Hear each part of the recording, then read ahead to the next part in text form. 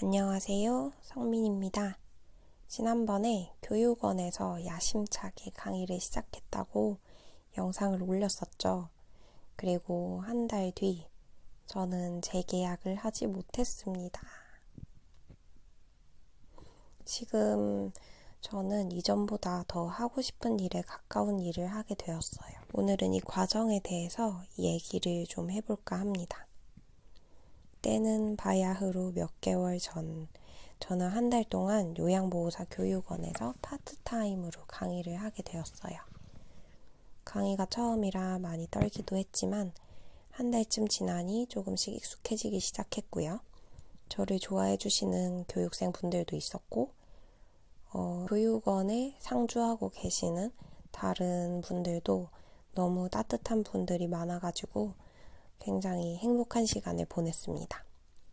그렇게 한 달이 지났습니다. 마지막 수업 날에 원장님과 좋은 분위기로 얘기를 나눴어요.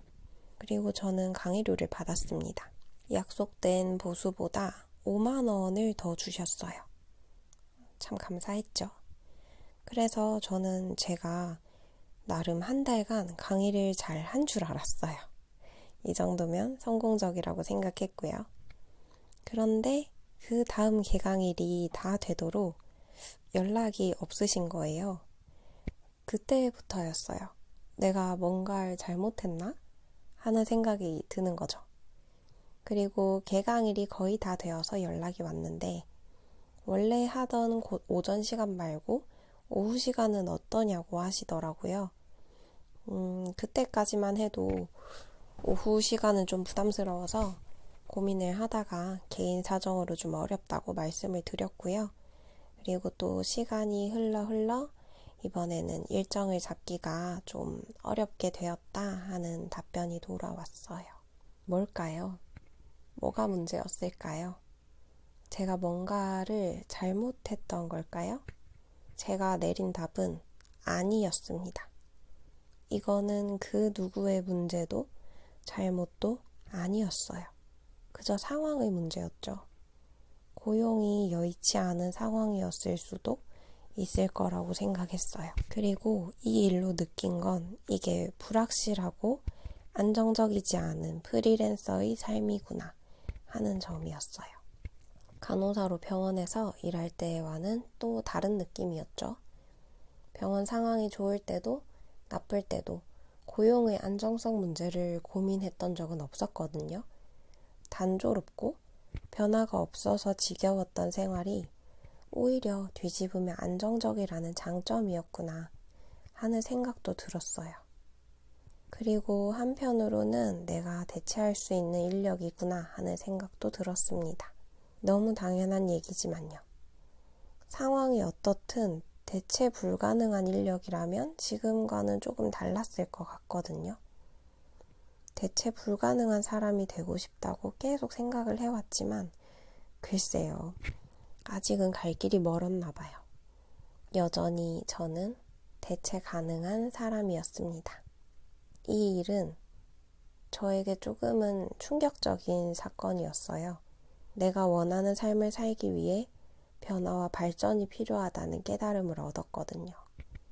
이제 더 이상 떠먹여주는 사람은 없다고요. 그래서 그 일을 시작한 것을 후회했을까요? 그렇지 않아요. 짧지만 강의 경험이 있는 것과 없는 것은 꽤 큰 차이가 있었어요. 실제로 강의를 하는 직무가 저에게 잘 맞다는 사실을 알게 되었고 강의가 조금 더 친숙해지기도 했고 그리고 구인을 하는 입장에서도 강의 유경험자가 훨씬 선호되더라고요. 그래서 이 강의 경험 덕분에 저는 구직 사이트에서 열어볼 탭이 하나 더 생겼어요. 이전에는 의료 계열을 찾거나 간호사를 검색해보곤 했었거든요.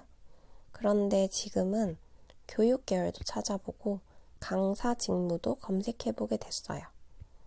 그렇게 여러 문을 두드린 결과 새로운 일을 시작할 기회를 얻었습니다. 바로 진로 체험 강사였어요. 초중 고등학교에 나가서 직업인 강의를 하는 거예요. 저는 간호사로 일한 3년의 경험과 32시간의 강의 경험이 있었어요.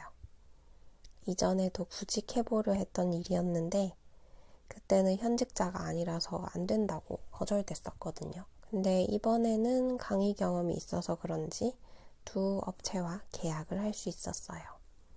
그 기회로 얼마 전에 한 고등학교에서 강의를 했습니다. 강의를 준비하면서 굉장히 많은 고민이 들더라고요. 과연 어떤 이야기를 어떤 방향으로 해주어야 할까? 그래서 간호사의 직업과 그 안에 있는 많은 직무를 되새기며 저의 이야기도 되돌아보게 되었습니다. 영향력을 주는 사람의 말이 얼마나 무거운지에 대해서도 생각해보게 됐고요.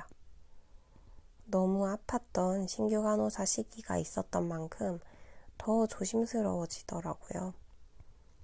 진로 결정을 앞두고 있는 학생들에게 너무 치우치지 않은 정보와 꼭 전하고 싶은 메시지를 담은 강의를 하고자 하는 마음이었습니다.